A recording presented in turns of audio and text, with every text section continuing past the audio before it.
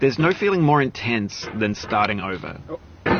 If you deleted your homework the day before it was due, as I have, or if you left your wallet at home and you have to go back after spending an hour in the commute.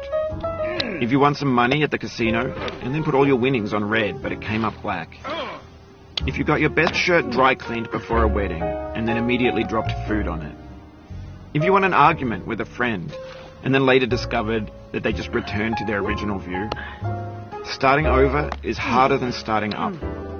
If you're not ready for that, like if you've already had a bad day, then what you're about to go through might be too much. Feel free to go away and come back. I'll be here. Alright, thanks for coming with me on this trip. I'll understand if you have to take a break at any point. Just find a safe place to stop and quit the game. Don't worry, I'll save your progress, always, even your mistakes.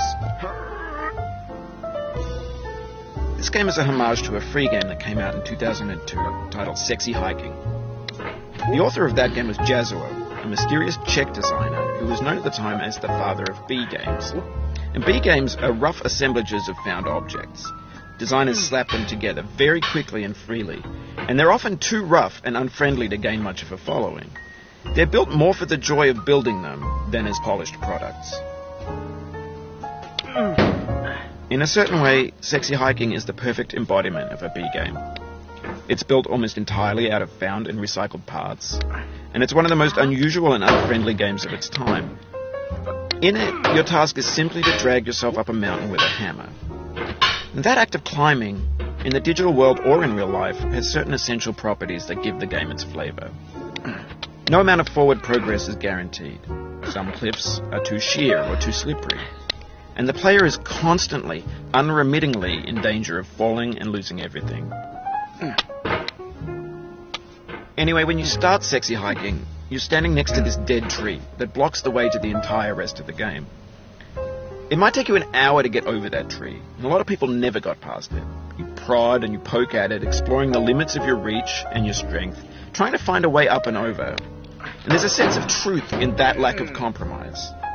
Most obstacles in video game worlds are fake. You can be completely confident in your ability to get through them once you have the correct method or the correct equipment or just by spending enough time. In that sense, every pixelated obstacle in Sexy Hiking is real.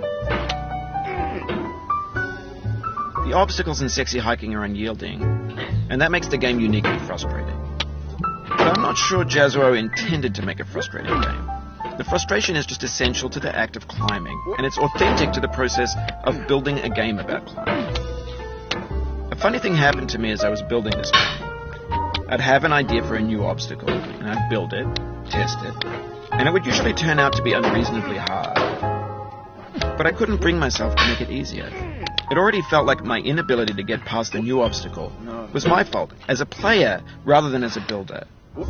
Imaginary mountains build themselves from our efforts to climb them, and it's our repeated attempts to reach the summit that turns those mountains into something real.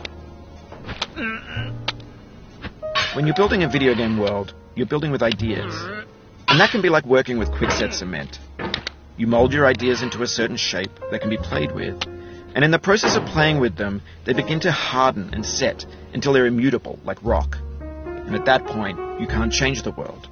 Not without breaking it into pieces and starting fresh with new ideas. For years now, people have been predicting that games would soon be made out of prefabricated objects, bought in a store and assembled into a world. And for the most part, that hasn't happened, because the objects in the stores are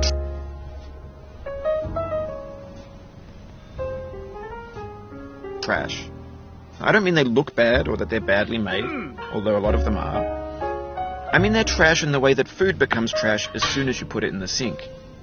Things are made to be consumed and used in a certain context, and once the moment is gone, they transform into garbage.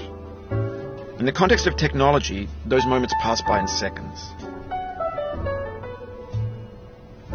Over time, we've poured more and more refuse into this vast digital landfill that we call the internet. It now vastly outnumbers and outweighs the things that are fresh and untainted and unused. When everything around us is cultural trash, trash becomes the new medium, the lingua franca of the digital age. You can build culture out of trash. But only trash culture. B games, B movies, B music, B philosophy. Maybe this is what digital culture is. A monstrous mountain of trash, the ash heap of creativity's fountain. A landfill with everything we ever thought of in it. Grand, infinite, and unsorted. There's 3D models of breakfast, Gen X's fanfic novels, scan magazines, green screen Shia LaBeouf, banned snuff scenes on LiveLeak. Facebook's got lifelike bots with unbranded adverts and candid shots of Kanye and Taylor Swift mashups, car crash epic failed GIFs, Russian dashcam vids, discussions of McRibs, discarded, forgotten, unrecycled, muddled, rotten, untitled. Everything's fresh for about 6 seconds, until some newer thing beckons, and we hit refresh. And there's years of persevering, disappearing into the pile, out of style, out of sight.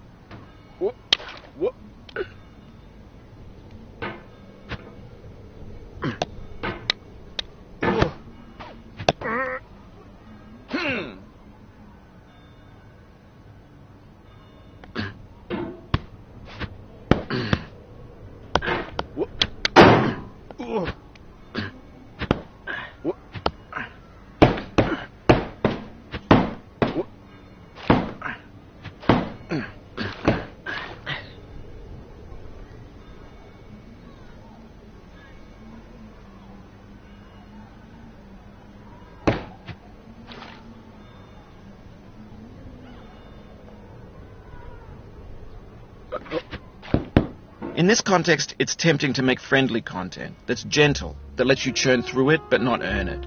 Why make something demanding if it just gets piled up in the landfill, filed in with the bland things?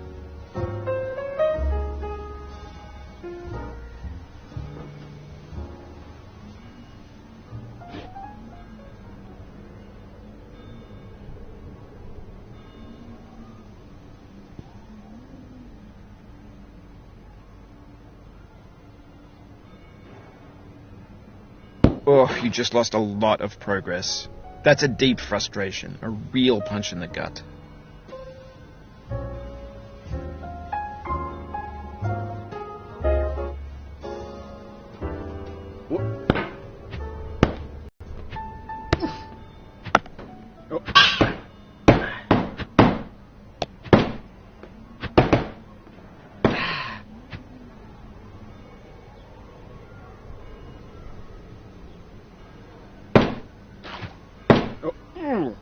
Oof, sorry about that.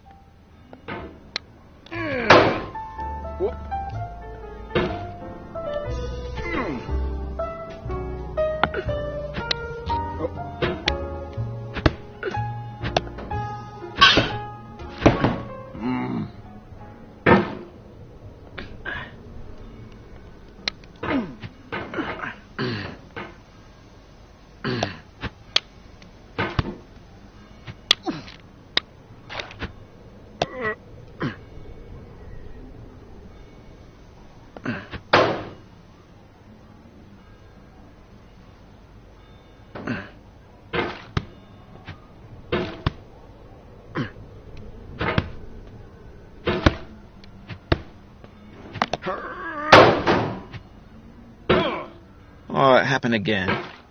Keep on trying. Don't let it get to you.